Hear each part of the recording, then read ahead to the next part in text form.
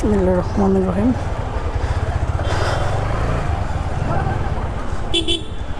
Hello everyone, welcome to YouTube biker YouTube channel. তো আজকে ঈদের তৃতীয় দিন,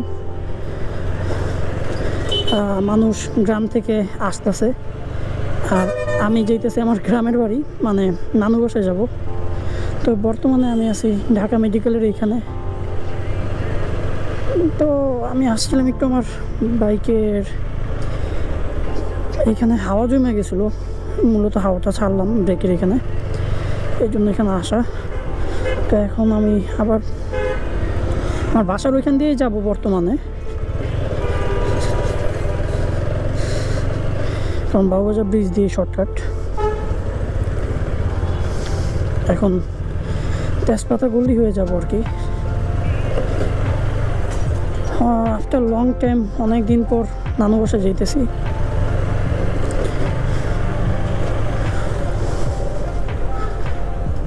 আসলে নানু বাসায় নানু না থাকলে মজা নেই। অ্যাকচুয়ালি আমার নানু মারা গেছে আরও 2 বছর আগে। তো ওইখানে ছোটো খালার বাড়ি আছে, মূলত ওইখানেই যাব। যাওয়ার কথা আম্মুকে নিয়ে, তো আম্মু আবার বাবার সাথে চলে গেছে সকালবেলা। তো ঈদের আমেজ, রাস্তাঘাট একদমই ফাঁকা বর্তমানে। তো হুসনি দালানের এখান দিয়ে আসলাম ঘুরে।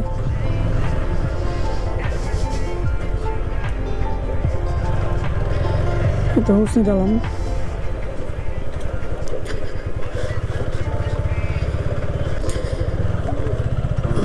তো নানু বাসায় এটা আমার সেকেন্ড ব্লগ, কারণ এর আগে আরেকটা ব্লগ করছিলাম। তো আমি আজকে সেকেন্ড টাইম যাচ্ছি, মানে ব্লগিং করতেছি। যারা আমার ফার্স্ট ব্লগটি দেখতে চান তারা অবশ্যই দেখে আসতে পারেন আমার চ্যানেলে। আজ চিল্লিত আছে যেটার কথা বলতেছেন, বর্তমানে পাকিস্তান মাঠের এখানে আছি আমি। পাকিস্তান মাঠ হয়ে রংশাল দিয়ে ঢুকবো। খোলা মনে হইতেছে, এই যে হ্যাঁ খোলা আছে। আজকে তৃতীয় দিন, তো অনেকে খুলতেছে দোকানপাট, অনেকে আবার ঢাকা ব্যাক করতেছে, অনেকে ঢাকা ছাড়তেছে, কারণ কালকে থেকে মেবি সরকারি ছুটি শেষ, মানে কালকে চতুর্থ দিন ঈদের।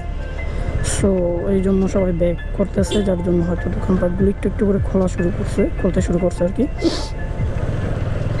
আজকে বাইক করে ভাই যা যাবো না ভাই।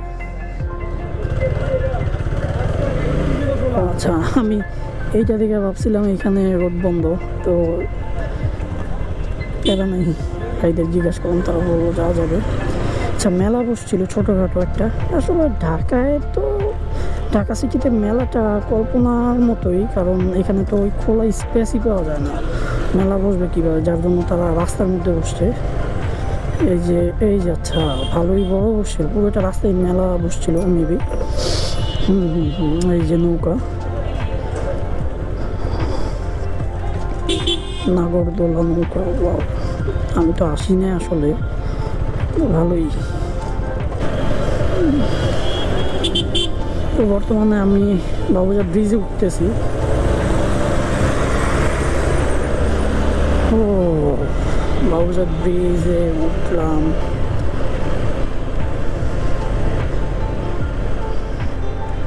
ওয়েদারটা আজকে ভালো, আসলে মানে মেঘ ভাব, তবে একটু আবার সূর্যের আলো দেখলাম একটু আগে। তো আল্লাহ করে আমি চাইতে বৃষ্টিটা না হইলেই বাঁচি, বৃষ্টি হলে আবার প্যারা।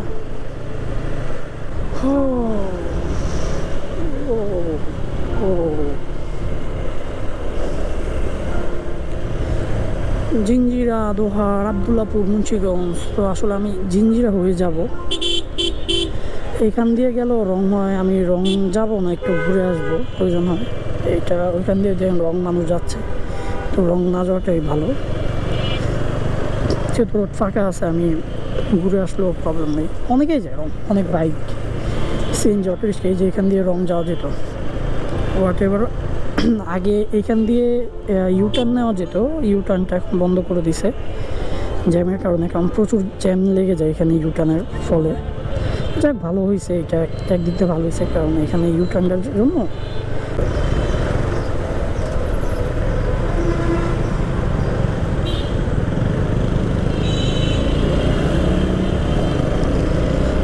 ইউটার্ন নিয়ে নিলাম। তো এখন আমি চলে যাব বাঁ দিক দিয়ে,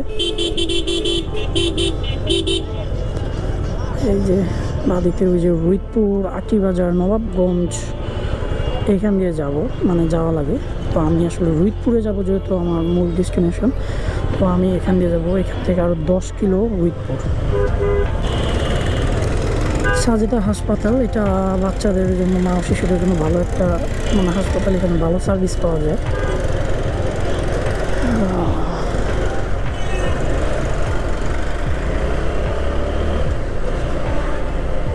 ছোটোবেলা যখন আমি কামরাঙ্গীচরে থাকতাম, তখন আম্মুর সাথে বেশিরভাগ যাওয়া হতো। তখন এখান দিয়ে, মানে এখান দিয়ে না, এখান দিয়ে তখন যা হতো আপনার পটকাচর ঘাট দিয়ে, পটকাচর ঘাট ওটা হচ্ছে আপনার আরও সামনে দেখাবো, মানে ওইখান দিয়ে আসতাম। দেন ওইখান থেকে 10 টাকা রিক্সা, বা রিক্সা ভাড়া ছিল তখন 10 টাকা, 10 টাকা রিক্সা ভাড়া দিয়ে কর্মস্থানের সামনে আসতাম। দেন ওইখান থেকে মানে মুড়িটিন, মানে অনেক আগে একটা বাস চলতো, মুড়িটিন নামে পরিচিত ছিল, ওই বাসগুলো দিয়ে যেতাম। আসলে অন্যরকম, মানে অন্যরকম একটা মজার লাগতো ওই বাসগুলো। এই আপনার জিঞ্জিরা ফেরিঘাট থেকে সৈয়দপুর ফেরিঘাট পর্যন্ত যেত আর কি আগে। তো এখন এই বাসগুলো অফ করে দিছে, এখন এই বাসগুলো নাই। এখন ডাইরেক্ট দোহান নবাবগঞ্জের বাসগুলো চলে, আর নিলয় গাড়িগুলো চলে ছোট, রুইপুর বাজার থেকে। আর দোহারেরগুলো দোহার থেকে আসে, হয়ে যাবে মোটামুটি। এটা একটা ছোটোখাটো হাইওয়ের মতো, লিঙ্ক রোড আর কি, হাইওয়ে না। এই রোড দিয়ে একদম দোহার পর্যন্ত যাওয়া যায়। এই যে এইগুলো দিয়ে রিক্সা দিয়ে আসতাম, দেন আমরা এখানে থামতাম, এখান থেকে বাসে করে যেতাম। অনেক ভালো লাগতো, অনেক। তো ওই সময়টা অন্যরকম, মানে একটা মজা লাগতো, যদিও তখন বিরক্ত লাগতো বাসে যেতে। আর এখানে হাইটে আসলে এখান দিয়ে আসতাম, তো হাইটে আসলে এখান দিয়ে আসতাম।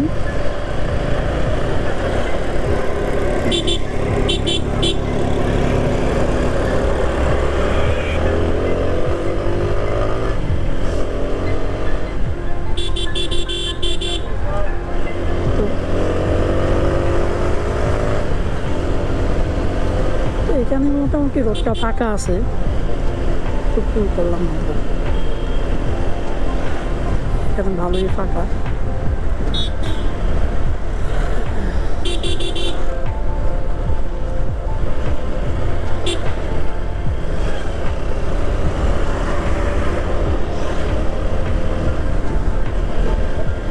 ইন্ডাস্ট্রি প্রচুর পরিমাণে, এখানে ইন্ডাস্ট্রি বাড়তেছে প্রচুর। দুই সাইডে তো আগে এত মানে বিল্ডিং ভাইয়া ছিল না, প্রচুর পরিমাণে ইন্ডাস্ট্রি বাড়তেছে এখানে।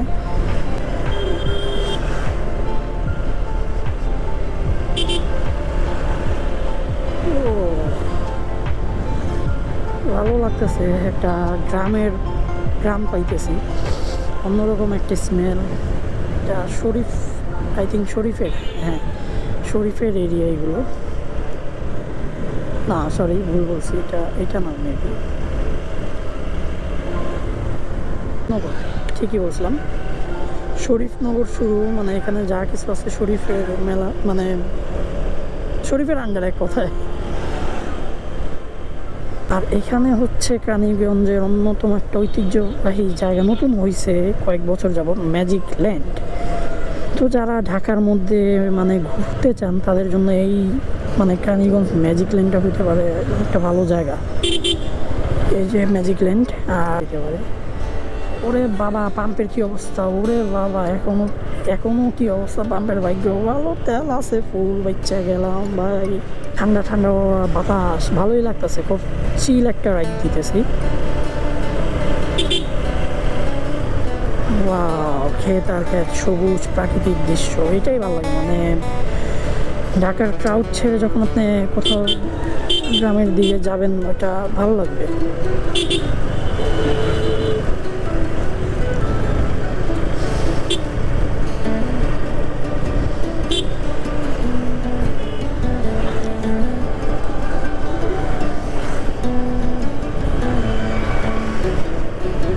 ওইটাকে কি বলবো, পার্ক, এখান থেকে শুরু আসলে।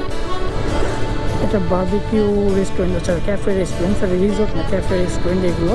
আশেপাশে অনেক ছোটোখাটো ছোট বড় রেস্টুরেন্ট ক্যাফে এমন এগুলো তৈরি হয়েছে আছে। এই যে এখানেও ভাসমান নৌকা দিয়ে ঘুরে এই যে ক্যাফেগুলো এগুলো সব ইয়াভাবে তৈরি হয়েছে।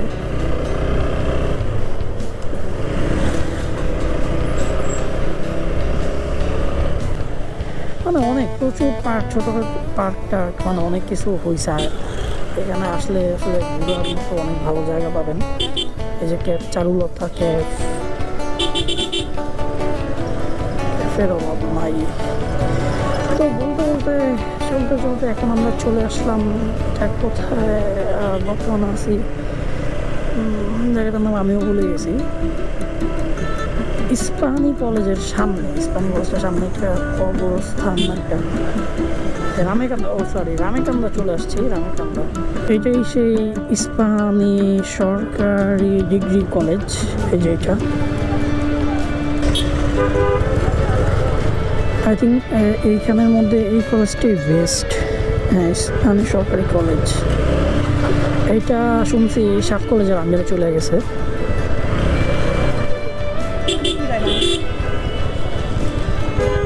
বর্তমানে আছি আমরা, এটাকে বলা হয় রুইতপুর আপনার বোর্ডিংয়ের সাইড। হ্যাঁ, বোর্ডিং, নাম হচ্ছে বোর্ডিং। তো এখান দিয়ে আমরা সোজা নেমে যাব। আমরা আরেকটু সামনে দিয়ে যাওয়া যায় ওইটা, এখন এখান দিয়ে যাব রুইতপুর জেনারেল হাসপাতাল। তো অলরেডি আমরা রুইতপুর চলে আসছি। তো আমরা চলে আসলাম আমার চিরচেনা গ্রামের রোডে। এই সাইডটা অনেক আগে থেকেই ভাঙ্গা, এটা উন্নত দেখলাম না এখন পর্যন্ত। আমি বড় হয়েছি, আশেপাশে বিল্ডিংগুলো বড় হইতেছে, কিন্তু এই রাস্তার উন্নত তেমন দেখতেছি না। রাস্তা আগের মতোই আছে। আই ডোন্ট নো ভাই, ওরে বাবা, এখানে 7 তলা বিল্ডিং হয়ে গেছে। এখানে একটু স্লো রাইড দিতে হবে, কারণ যেহেতু গ্রামের রাস্তা। ছোট ছোট এমন বাচ্চারাই এখনো ঈদ উদযাপন করতেছে, কারণ ঈদ। আচ্ছা, এখানে মুরগির ফার্ম হয়েছে বন্ধ। আচ্ছা, খালি ফার্ম। যাক, মিষ্টি রোদ নিয়ে চলে আসলাম আস্তে আস্তে করে নানুবাসার দিকে। আমি জানি না আমার ব্যাটারি আর কতক্ষণ ব্যাকআপ দিবে, তো দেখতে থাকুন, যাইতে থাকি। উগারচর ব্রিজে আছি, সেই একটা ফিল এখানে ভাই। সেই দেখেন পুরো ব্রিজ। এইটা নদী ছিল, এখানে প্রচুর গোসল করতে আসতাম নানির সাথে অনেক ছোটবেলা। এখান দিয়ে হেঁটে আসতাম ভিতর দিয়ে। মানে গ্রামের পরিবেশ ভাই, গ্রামের পরিবেশ এটার সাথে তুলনা হয় না, সবুজ। চলে আসলাম, এটা হচ্ছে আমাদের ঐতিহ্যবাহী মসজিদ, মোল্লাবাড়ি মসজিদ। এই পাশে হচ্ছে আমার বড় চাচার বাসা, এটা ছোট চাচার বাসা। তো এই যে আমার নানু বাড়ি, চলে আসলাম। কেউ নাই আই থিঙ্ক এখনো আশেপাশে।